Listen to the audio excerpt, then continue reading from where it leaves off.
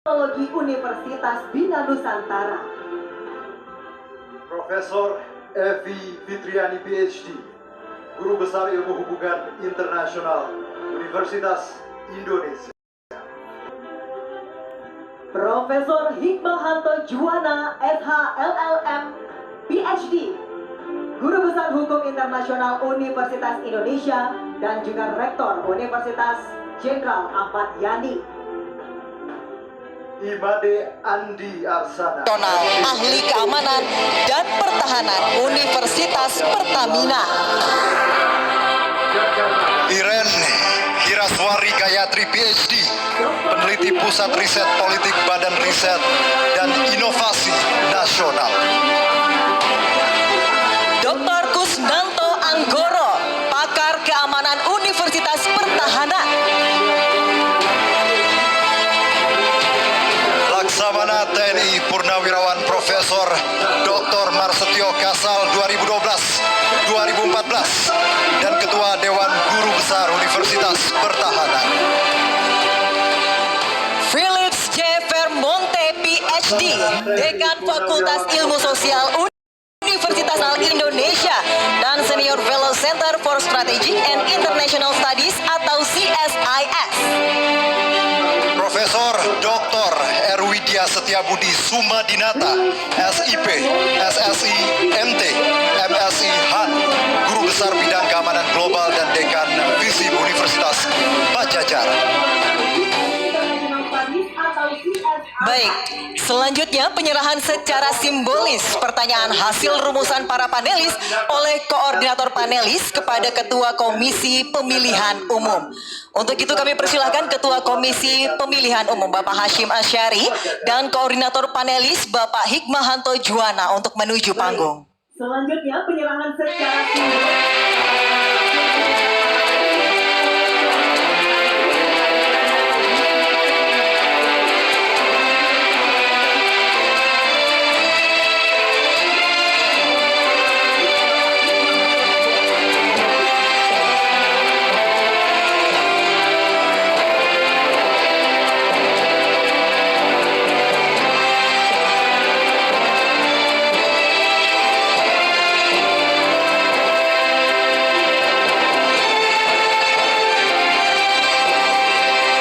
Silakan Bapak Hashim Asyari dan Bapak Hikmahanto Juwana kembali ke tempat.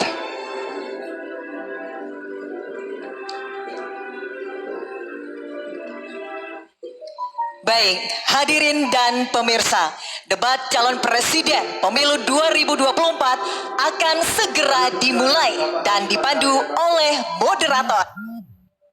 Mari kita sambut moderator debat ketiga calon presiden pemilu 2024. Anissa Dasuki dan Aryo Ardi. Terima kasih Herjuno Saputro dan Deswita Bionda. Selamat malam hadirin dan pemirsa. Ya, selamat malam Anissa. Selamat malam Aryo. Baik, hadirin dan pemirsa, sebelum memulai debat ketiga calon presiden pemilu 2024, terdapat sejumlah tata tertib yang harus ditaati baik oleh hadirin yang ada di ruangan maupun yang berada di luar ruangan, dan juga harus ditaati oleh seluruh pasangan calon presiden yang akan berdebat pada malam hari ini. Kita simak tata tertib yang berikut ini. Ketentuan debat tata tertib sebelum debat. Pakaian yang digunakan adalah bebas, sopan, dan rapi. Setiap tamu undangan harus menjaga ketertiban, keamanan, serta kebersihan, dan tidak membawa barang-barang yang dilarang serta dapat membahayakan orang lain di lokasi debat. Yang dapat memasuki area debat hanya nama-nama yang sudah terdaftar dan memiliki undangan debat. Untuk pengantar atau pendamping tamu VIP hanya diperbolehkan mengantar ke area debat. Tim kampanye pasangan calon menempatkan petugas yang dapat menjaga ketertiban dan keamanan selama debat berlangsung. Dalam debat, pendukung tidak diperkenankan membawa bahan kampanye dan alat peraga kampanye kecuali atribut yang melekat di badan. Selama acara debat berlangsung, tamu undangan wajib menjaga ketertiban dan tidak meneriakan yel-yel atau slogan dan melakukan intimidasi dalam bentuk ucapan maupun tindakan kepada pendukung pasangan calon, moderator, dan panelis. Selama debat berlangsung,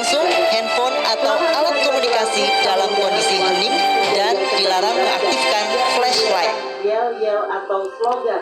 Dan selanjutnya kami akan memperkenalkan para calon presiden pemilu 2024. Kami mulai dari calon presiden nomor urut 1, Bapak Anies Rashid Baswedan.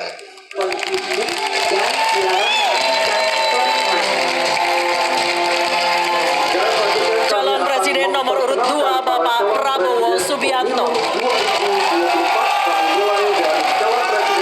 Calon presiden nomor urut 3, Bapak Ganjar Pranowo.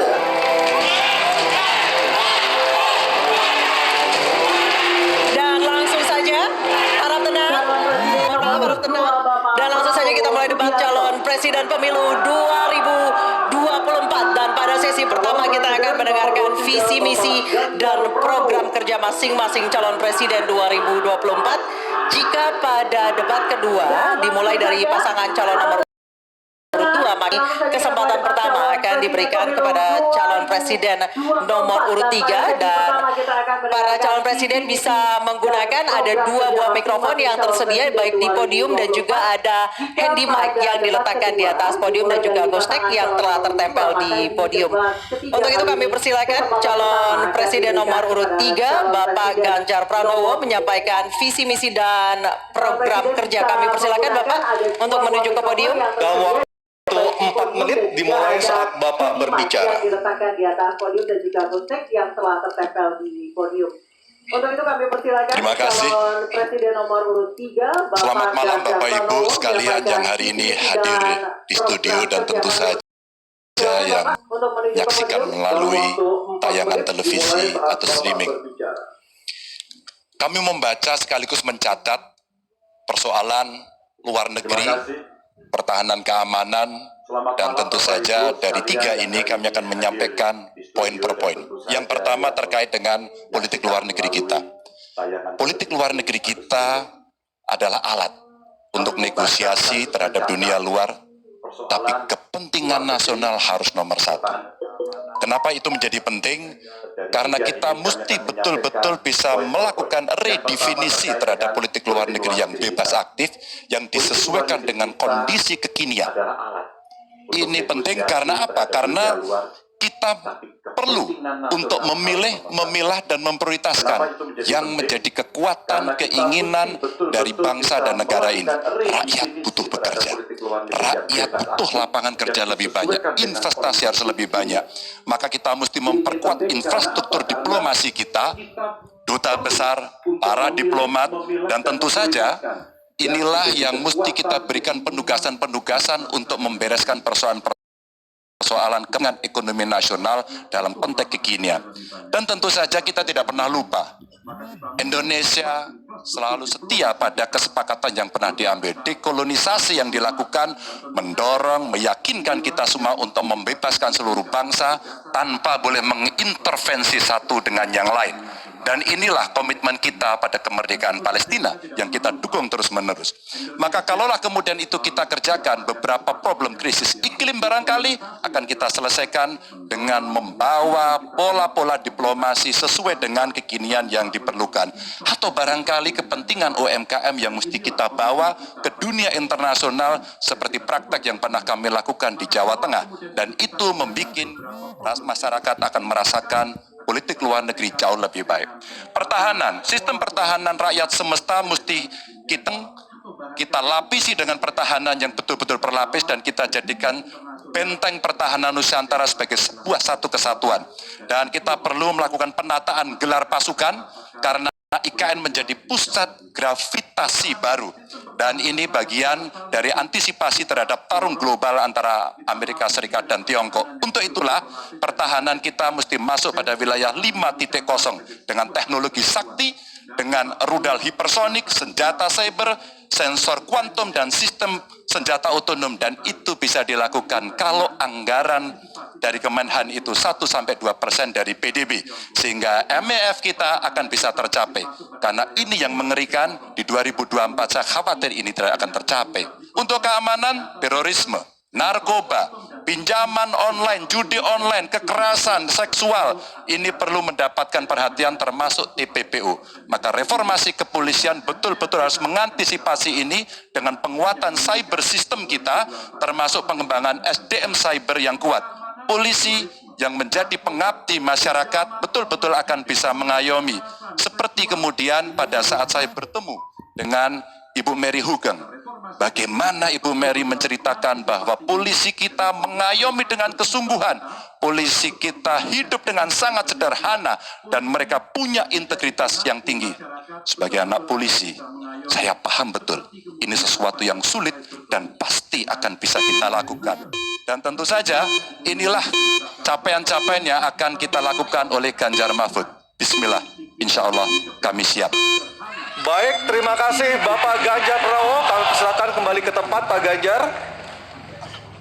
Kami persilakan kepada Bapak Anies Rashid Baswedan untuk menuju podium menyampaikan visi, misi, dan program kerja dengan waktu 4 menit.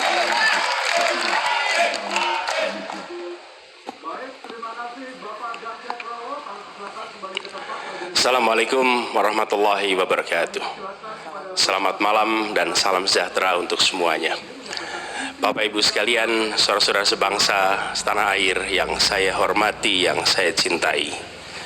Ketika kepercayaan dari Ibu dan Bapak saudara sekalian diberikan kepada kami, maka kami insya Allah akan mengembalikan posisi Indonesia menjadi pelaku utama di dalam konstelasi global.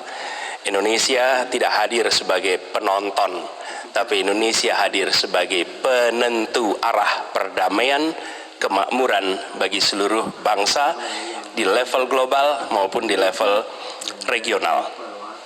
Kami merencanakan bagaimana kekuatan Indonesia, kekuatan kebudayaan, kekuatan kesenian, kekuatan ekonomi ikut mewarnai kancah dunia.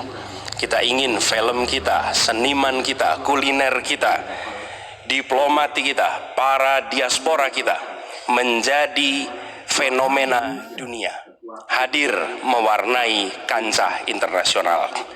Kita menginginkan dengan cara seperti itu, maka apa yang kita kerjakan di level dunia membuat Indonesia bisa menjadi tuan rumah di negeri sendiri sekaligus tamu mempesona di negeri orang. Dan Presiden menjadi panglima diplomasi Indonesia, bukan hanya hadir dalam forum-forum, tapi hadir mewarnai, hadir serius memperjuangkan amanat, termasuk amanat terpenting, menghapuskan penjajahan di muka bumi. Bukan sekedar statement dalam upacara, tapi Presiden dan seluruh jajaran diplomasi bekerja keras untuk itu, khususnya untuk Palestina. Tapi dalam kenyataannya, kita bicara tentang pertahanan di sisi lain. Kita menghadapi tantangan yang tidak kecil.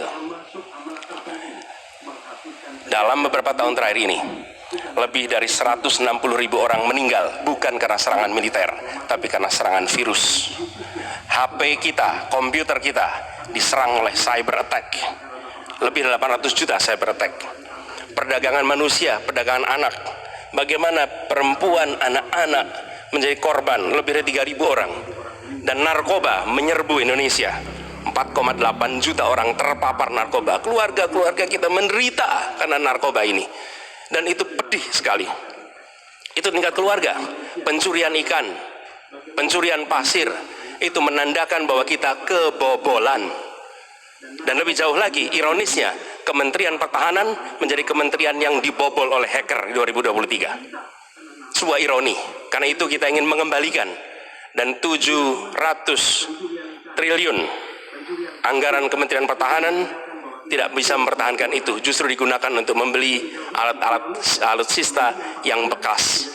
Di saat tentara kita lebih dari separuh tidak memiliki rumah dinas, sementara menterinya punya, menurut Pak Jokowi, punya lebih dari 340 hektar tanah di Republik ini. Ini harus diubah. Tambah lagi food estate singkong yang menguntungkan kroni, merusak lingkungan, dan tidak menghasilkan. Ini harus diubah. Yang akan memulai dengan kepemimpinan yang menjunjung tinggi etika, kepemimpinan yang mengandalkan data, informasi, kapasitas yang serius. Kita ingin Republik ini berperan di level global, dijaga secara serius untuk rumah tangga, untuk nasional, sehingga kewibawaan kita adalah kewibawaan berdasarkan kekuatan. Untuk itu kita butuh perubahan. Terima kasih. Assalamualaikum warahmatullahi wabarakatuh. Baik, terima kasih Bapak Anies Baswedan, dipersilakan kembali ke tempat. Harap tenang. Harap tenang, harap Kita tenang sudah hadirin, paham? harap tenang dulu. Baik, selanjutnya Harap kami persilakan kepada calon presiden nomor 2 Bapak Prabowo Subianto untuk menuju podium menyampaikan visi misi dan program kerja. Harap tenang, ada waktunya. Harap tenang. Waktu Anda 4 menit dimulai ketika Bapak berbicara, silakan. Bismillahirrahmanirrahim. Assalamualaikum warahmatullahi wabarakatuh. Salam sejahtera kita sekalian. Shalom, Om Swastiastu, Namo Buddhaya, salam kebajikan. Bapak-bapak, ibu-ibu sekalian yang saya hormati, malam ini kita membicara tema-tema yang sangat penting: pertahanan, hubungan internasional, geopolitik, globalisasi, keamanan. Dengan demikian kita kembali kepada dasar kita, tujuan nasional yang tercantum dalam Undang-Undang Dasar kita. Dalam pembukaan Undang-Undang Dasar 1945 tercantum sangat tegas bahwa tujuan nasional kita yang pertama adalah melindungi segenap bangsa Indonesia dan seluruh tumpah darah Indonesia. Jadi fungsi negara yang pertama adalah melindungi, berarti pertahanan. Saudara-saudara, kita memahami negara kita sangat besar, sangat kaya, ratusan tahun negara-negara dari jauh datang ke Nusantara ini untuk intervensi, untuk mengganggu, untuk adu domba, dan untuk mencuri kekayaan kita.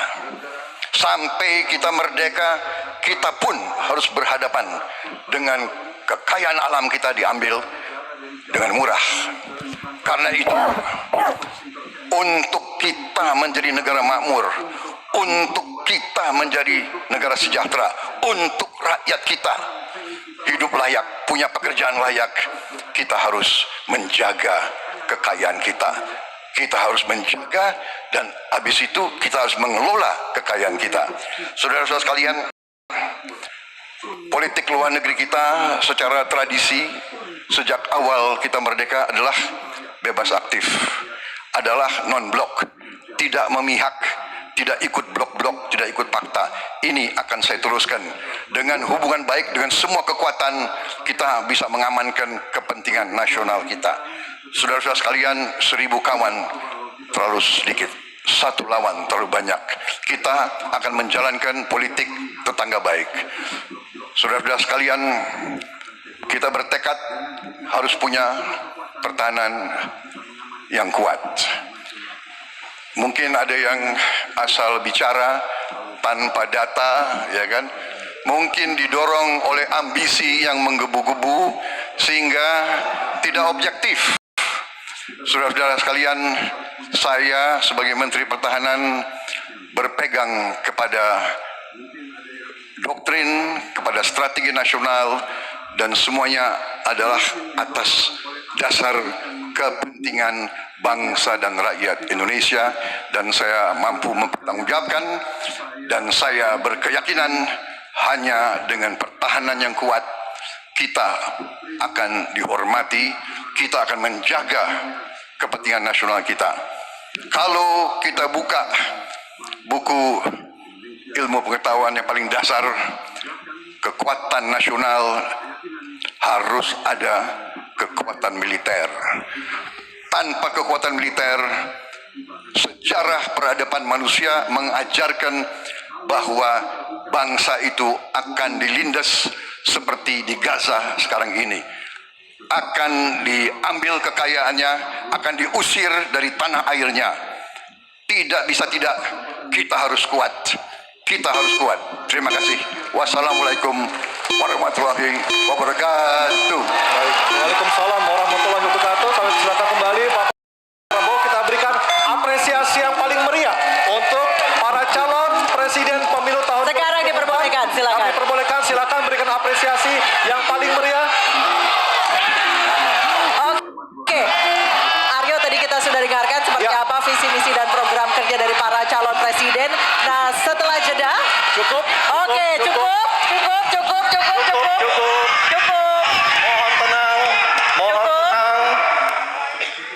Baik, kita akan jeda terlebih dahulu setelah tadi kita dengarkan visi misi dan program kerja para